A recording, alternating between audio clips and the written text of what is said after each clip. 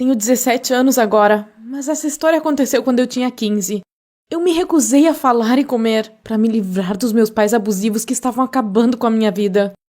Durante toda a minha vida, meus pais não foram legais. Eles me proibiam de fazer quase tudo e gritavam comigo toda vez que podiam. Quando eu tinha 5 anos, fiquei muito doente com febre. Não conseguia nem me levantar da cama e meus pais pensaram que eu estivesse fingindo. Quando me levaram no médico, de ônibus, eu estava chorando e eles me disseram que eu os estava fazendo passar vergonha e que se eu não parasse, me levariam de volta para casa. Então, tive que segurar minhas lágrimas o tempo todo durante o caminho. Quando comecei a ir à escola, eles não me deixavam sair do quarto, pois esperavam que eu estudasse o tempo todo e depois dormisse. Nos finais de semana, eles saíam e me deixavam em casa para limpar a casa toda. Se eu me recusasse, eles gritavam comigo e me trancavam no meu quarto, assim como no resto da semana. Eles nunca me deixavam falar. Eu tinha que ficar o mais quieta possível. Então, quando eu tinha 15 anos, eu não tinha nenhum amigo, simplesmente porque tinha medo de falar com as pessoas. Meus colegas de classe e até meus professores me odiavam, pois achavam que eu era estranha. Quando dei parabéns para Emily, uma das garotas da nossa classe, dei para ela um colar que eu mesma fiz. Ela riu e jogou no lixo porque era feio. Peguei ele do lixo e eles continuaram rindo de mim, me chamando de camelô, ambulante e coisas assim. Quando um professor me perguntava alguma coisa, eu não conseguia nem responder, pois tinha muito medo, e eles achavam que eu era burra mesmo. Toda vez que eu tentava explicar minha situação em casa, meus pais ficavam com raiva de mim, pois achavam que eu estava inventando desculpas. Então, eu desisti. Eu parei de falar. Nem mais uma palavra, pois tudo só piorava. Eu também esperava que alguém notasse isso e me ajudasse de alguma forma. Toda vez que um professor me perguntava algo, eu ficava em silêncio. Eles ficavam com raiva, mas depois esqueciam e seguiam em frente. Durante os intervalos, eu me sentava sozinha e as pessoas vinham até mim, tentando testar minha paciência. Um cara, o Emmett, que me intimidava muito, gritava no meu ouvido o mais alto que podia, querendo que eu reagisse, mas eu não fazia nada. Às vezes, esse cara ia até a minha casa e jogava ovos na minha janela ou coisas assim. Ele realmente me odiava. A Emily e suas amigas me faziam perguntas, e quando eu não respondia, elas me pressionavam fisicamente. Um dia, todas elas estavam mascando chiclete e cuspiram no meu cabelo. Só notei isso depois de algumas horas com as pessoas rindo de mim. Cortei meu cabelo bem curto e ficou extremamente feio. Em algum momento, todos largaram do meu pé e me deixaram em paz, pois eu não reagia. O último que falou comigo foi o Emmett. Ele me disse, talvez se você se defendesse não seria tão patética. E, finalmente, todo esse silêncio valeu a pena. Após inúmeras reclamações, fui mandada para a diretoria e o diretor começou a me fazer perguntas, mas é claro que eu não respondia. Ele pensou que eu estivesse zombando dele e então ligou para os meus pais. Quando eles vieram, atuaram super bem e disseram que eu estava doente, quero dizer, mentalmente, e que talvez eu só precisasse de um mês em casa para ficar boa. Nesse ponto, lembrei do que o Emmett me disse e finalmente falei. Eu queria contar a ele tudo sobre como fui abusada a minha vida toda, como eu era feita uma escrava na minha própria casa e que meus pais me odiavam.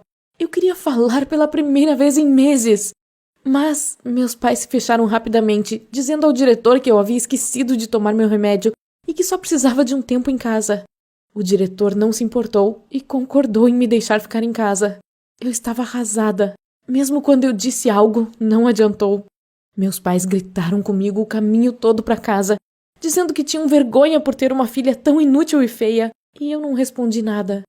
Antes, eles nem tinham percebido que eu não estava falando, mas agora isso os estava irritando. Em casa, eles continuaram a gritar comigo, exigindo que eu começasse a falar, mas eu não falava.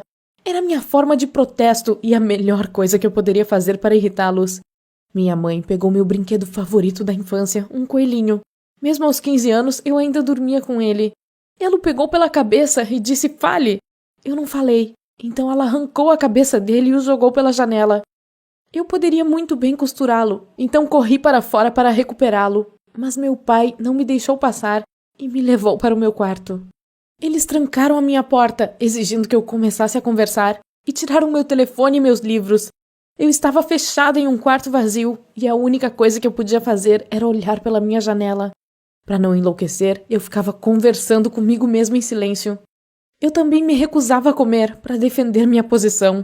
Em algum momento, eles colocaram um sanduíche no meu quarto. Eu estava pronta para mordê-lo, mas aí logo coloquei de volta. Eu decidi que não iria comer, só bebia água ocasionalmente. Meus pais continuavam me repreendendo e pressionando, e tudo o que eu queria era que eles me deixassem em paz. Eu mal podia esperar para sair de casa quando fizesse 18 anos. Até escrevi uma carta para eles explicando isso, mas eles a ignoraram, achando que eu iria parar. Mas eu sabia que mais cedo ou mais tarde ganharia esse jogo e conseguiria o que queria. Depois de uma semana nessa, alguém jogou uma pedra na minha janela. Era o Emmett. Ele estava segurando um pedaço de papelão escrito "Idiota assustadora" e estava sorrindo. Mas quando ele me viu, no estado em que eu estava, seu sorriso desapareceu e ele deixou cair o cartaz. Nós nos olhamos por 1 minuto e então ele fugiu. Depois de alguns dias, a polícia chegou lá em casa. Não me lembro de nada disso, pois estava no meu limite. Só me lembro de muitos gritos e sons estranhos. Fui internada no hospital e lá fui alimentada através de um tubo. Médicos, psiquiatras e assistentes sociais vieram falar comigo, fazendo perguntas, e eu finalmente comecei a falar e contei tudo a eles. Foi bom, mas ainda me sentia sozinha. Não sabia exatamente o que havia acontecido, mas logo descobri. Uma enfermeira me contou que um garoto, o mesmo que contou para a polícia, vinha todos os dias perguntar por mim. Eles diziam que ele poderia me visitar, mas ele sempre se recusava. Eu sabia que era o Emmett. Às vezes, ele me trazia chocolate ou algo assim, ou esperava horas no hospital, mas nunca entrava para me ver. Depois de algum tempo, fui colocada em um lar para adoção por um período e fiquei muito melhor e mais saudável. Em algum momento, fui informada de que meus pais foram presos. E sabe de uma coisa? Eu sorri. Eu fiquei feliz. Talvez tenha sido cruel, mas eles mereciam. E então, as coisas ficaram ainda melhores. Fui colocada em outro lar para adoção, mas em outra cidade. Eu mandei uma mensagem para o Emmett, dizendo que estava me mudando e que queria que ele viesse me ver enquanto ainda dava. E ele veio. Ficamos conversando lá fora. Ele nunca me olhava nos olhos e ficava parado com as mãos no bolso. Perguntei por que ele fez o que fez, se ele me odiava.